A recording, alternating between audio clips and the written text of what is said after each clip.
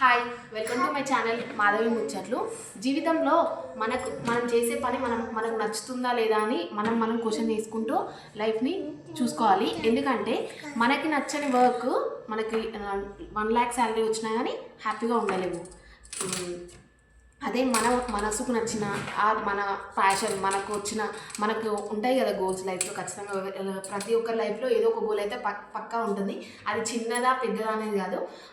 మనకు నచ్చిన వర్క్ చేస్తే మన సెల్ఫ్ హ్యాపీనెస్ అంటారు కదా, ఆ సెల్ఫ్ హ్యాపీనెస్ అయితే అది చాలా ఉంటుంది.